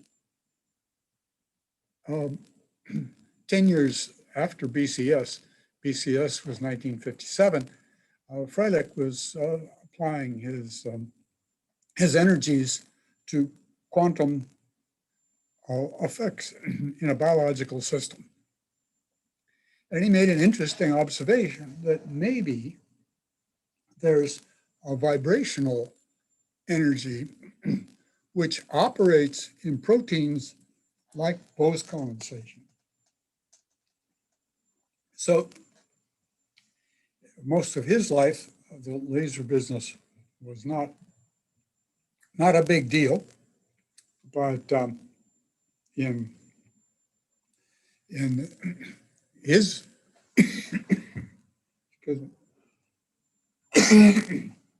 in his thinking, Bose-Einstein condensation was the paradigm, was the thing to keep in mind.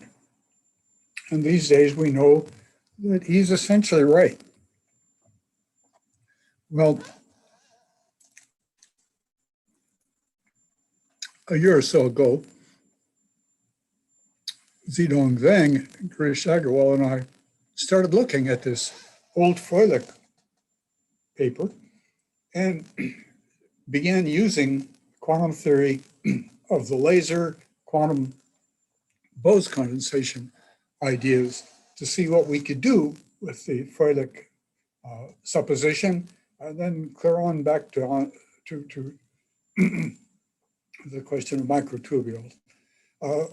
Back at the heydays of Bose condensation in quantum gases, they looked at the way in which the laser phase transition analogy could be applied to a semi-rigorous calculation of N bosons, and found that indeed it's really true that the photon statistics of a laser and the atom statistics of a Bose condensate are not similar, they're identical.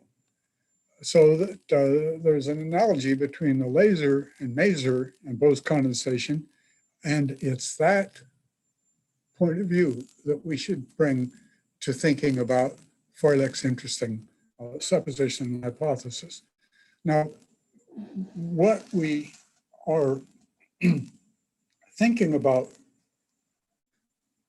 is perhaps best summarized in a couple of papers of recent times, some of it older than others, but in 2011, Dmitry Nanopoulos here at Texas A&M and his colleagues in London and at CERN started reviewing this topic of quantum mechanics in the brain or in microtubules. And they were thinking of the microtubules as constituting a kind of boundary condition that gave them a license to approach this problem as a quantum electrodynamical cavity. Well, maybe, maybe not, but it's interesting. And about 5 years before that, 10 years before that, a interesting paper occurred in which people were looking at these microtubules and hypothesizing that laser-like superradiance might be coming in. Well, at this point, it wasn't clear to them what's the difference between laser and superradiance. And by the way, the answer is laser is coherent in the way that we all know it, obeys a coherent state, and is associated with atoms which are oscillating in phase. Superradiance, not so much. Superradiance is a collective spontaneous emission, but there's no coherence in a superradiant ensemble. And so we started looking at this problem from the point of view of doing a careful theoretical analysis of the superradiance in microtubules. And along about that time came a neat paper from our colleagues in Mexico and in Europe. And their paper, published in 2019 in the New Journal of Physics, they analyzed the superradiant characteristics of an ensemble of two-level atoms, wound two-level systems, okay, thinking of molecules, of course, wound in a coil like this. And they looked at the Dicke problem in a rigorous, quote unquote, a model. Here's a model, but within the context of this model, they did a great job of doing a numerical study, trying to characterize the rate at which molecular emission, you remember in Dicke superradiance, is many times faster than an individual atom or molecule will radiate in free space. Point being then that in this configuration, okay? So our young friends here do the calculation and they find that they get a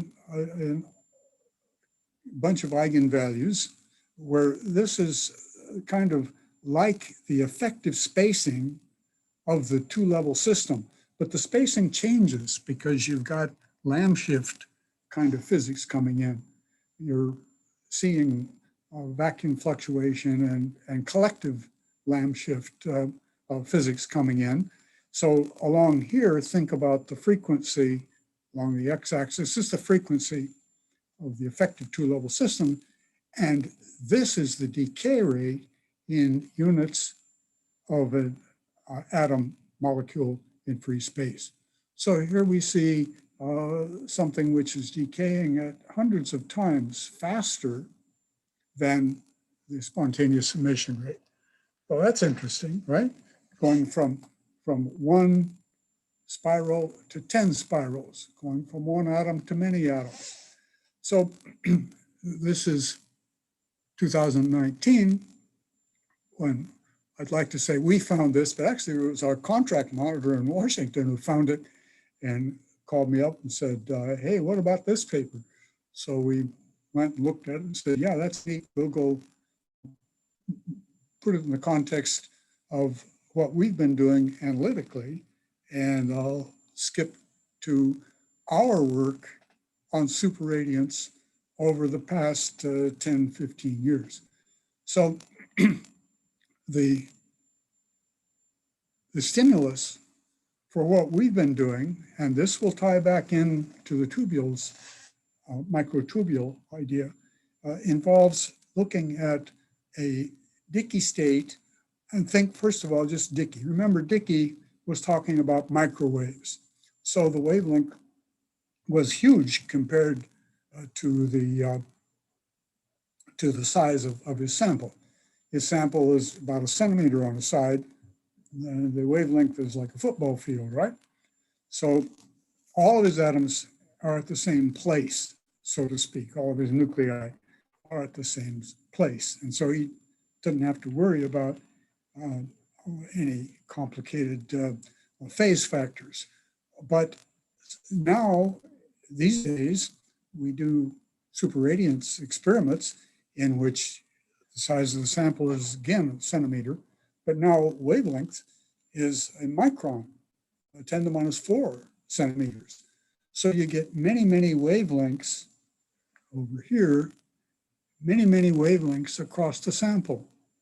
And so the size of the sample is much larger than the wavelength. And this is something that I was challenged by Steve Harris, who asked an interesting question. He said, can I have phase matching at the single photon level? So I thought, well, let me look into Dicke superradiance at the single photon level. So suppose you have N atoms, capital N atoms, and suppose that you send in a pulse, short femtosecond pulse, if you will, and it crosses the sample and excites, remember, it's just one photon, so it excites this or that, but only one of them. But it excites it in accordance with the dipole Hamiltonian.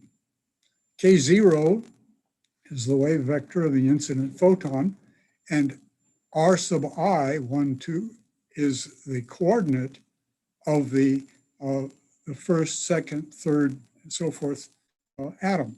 So this is the Dicke state, which is timed. It's easy to think about this, multiply by C and divide by C. Then I have omega times the time delay between the moment when I come in and the moment when I exit. Okay, so I see I'm running out of time, but I'm going to take another 10 minutes. And oh boy, I gotta speed up a little bit. So what happens is that you excite this sticky state. You've got one photon excitation, but you don't know which atom it is. Oh boy. Oh boy. Okay. So we have now a interesting problem. So here's the wavelength being small compared to the size of the sample. And the radiation now is in the K0 direction, all right? And in fact, this is a log scale, so it's very strongly peaked in the forward direction. But this is a many atom, one photon problem. Look over here, cavity QED. I have many photons in the cavity, but one atom. And if I look at the ring down of that one atom, many photon problem, I see that it looks like this. Okay, this is Serge Heroux Herbert Walter physics. Come up here. What happens, amazingly, is that with this problem, cloud of capital N atoms, I get a probability of being in the excited state, that is to say, the state in which there is one atom excited in this cloud, or if you will, one photon in the cloud, swapping back and forth between the atoms, as compared to the problem of a single atom absorbing and emitting radiation. So the probability of atomic excitation goes like the matrix element of the atom times the electric field per photon, epsilon 0 being the MKS derivative, MKS permittivity. V is the volume of my cavity, volume of the photon, but everything is multiplied by the square root of the number of photons, of course, the time. Note that the important parameters are the volume of the cavity, photonic cavity, and the number of photons. Now we work out this same problem over a series of papers, and we find that the superradiant system, lo and behold, has exactly the same structure, except that instead of the number of photons, you got the number of atoms. Instead of the volume of the photon, you've got the volume containing the atoms. Oh, that's intriguing to my mind to see this kind of superradiant physics and this kind of radiative single atom maser as opposed to single photon superradiance. Now, move on to another question. Let's see, let me slow down for a second and note that, okay, you've got many atom physics coming in, and you're going to find that the emission of that photon that you're working with is much, much enhanced relative to the free molecule or atom. Well, if the spontaneous emission rate is enhanced, the imaginary part of some calculation, what about the Lamb shift, the real part? What about the Lamb shift? Does it go? Can I ask a timely question here? Yep, so I'm about to quit. At that, okay, in the case of many... So here's the answer. I've got a cylindrical configuration, okay. And this is now going back to the microtubules. And you see that when we have a couple hundred atoms, our eigenvalue for the decay rate is very large, in agreement with what we saw numerically and what our colleagues saw numerically. And here I'm looking at the effective Lamb shift. So the summary is that we study the two-dimensional structure over a period of a decade, and we find that things are working for us, that we can in fact compensate for coherence effects in biological or other systems by using the geometry of the cylindrical or spherical shell that we're working with. And I recommend that as a study for those of you who are bored some weekend. And at this point, I'm going to turn things over to my colleague, Dr. Yi, who was and is a hero on these important experiments that these guys are doing. And I will introduce him and I'll step away. Thank you for having me. I'm sorry I have to go to this meeting. Go ahead. Why don't you just come right in here? I'm going to. You can take off your mask. Okay. Okay, now, hello, Yes. this is Mehmet. You are gonna answer the question? Well, hope maybe. Yeah, okay, probably it will be easy for you. There is a single question at the moment by Zafer Gedik. It has been observed that drugs made from lithium-6 and lithium-7 have very different effects. Do you think that difference can be due to different vibration frequencies of the two isotopes rather than their different nuclear spins? Yeah, I heard your question about lithium 6 versus lithium 7. We did look into the problem, not a little bit, but so far I indeed don't see much of experimental evidence in the literature, especially in the 80s, 70s, 80s. There are some investigations there, but I still, judge from the literature, I still don't see a very strong correlation. But the recent paper, there's one recent paper from Santa Barbara on this topic. I think that's interesting, and yeah, but we do need to look into more evidence there. But it's possible. Maybe spin. That's so far what I can answer. Okay, thank you very much. Is there any further question from the audience? I'm waiting for them. Okay, but when they are typing, maybe I would like to tell something to you. First of all, we would like to thank you, Professor Scully. Even though he's coughing or his voice is not very good, he finished the talk. We thank you. We thank him very much. Also to you, and there is no question still. Actually, the end. One more thing another comment I would like to share with you is that this was a very pedagogical